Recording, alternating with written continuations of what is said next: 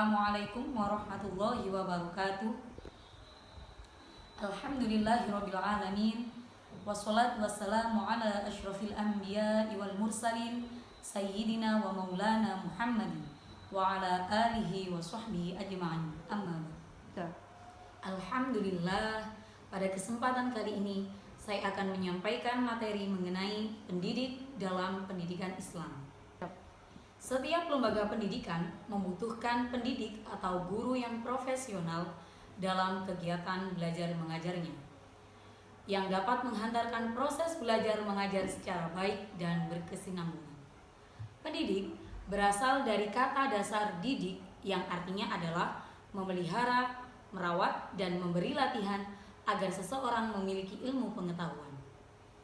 Penambahan atau imbuhan pe pada kata didik menjadi pendidik artinya adalah orang yang mendidik. Secara umum, istilah pendidik dikenal dengan nama guru.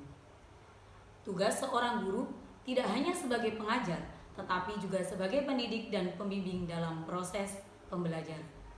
Ciri guru yang profesional adalah guru yang mempunyai komitmen dalam mendidik dan proses pembelajaran.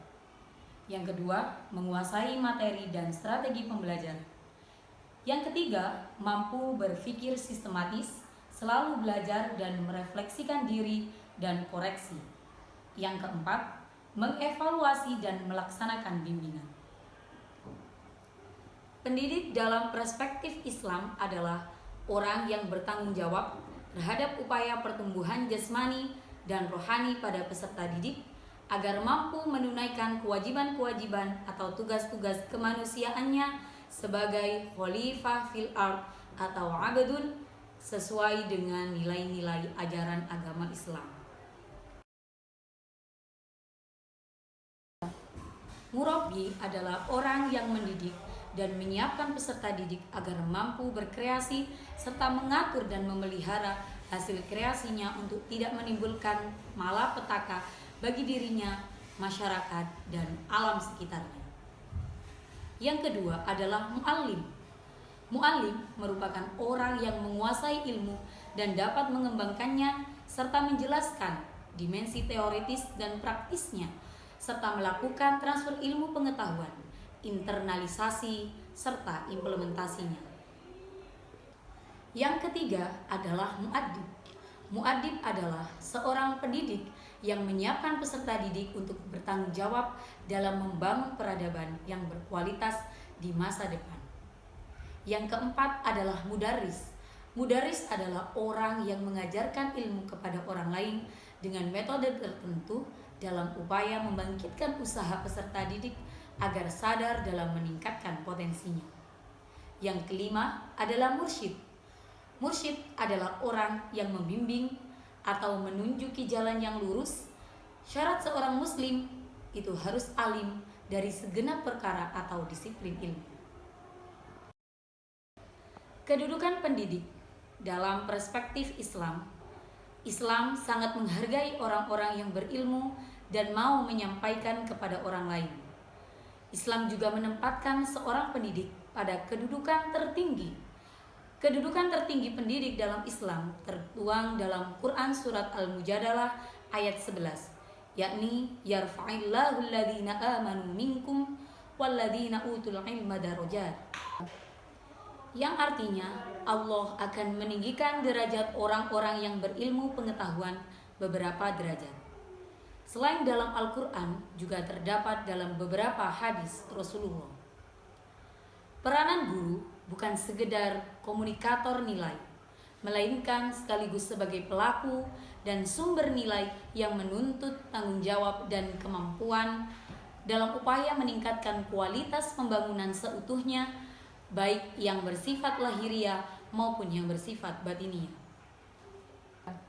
Peran pendidik dalam pendidikan yang pertama adalah sebagai fasilitator, yakni menyediakan situasi dan kondisi yang dibutuhkan oleh peserta didik.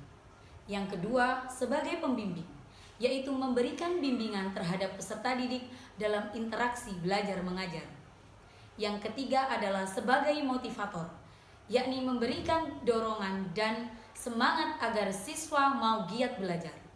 Yang keempat adalah sebagai organisator, yakni mengorganisasikan kegiatan belajar peserta didik melalui pendidik. Yang kelima adalah manusia sumber, yakni ketika pendidik dapat memberikan informasi yang dibutuhkan oleh peserta didik, baik berupa pengetahuan atau kognitif, keterampilan atau afektif, maupun sikap atau psikomotor.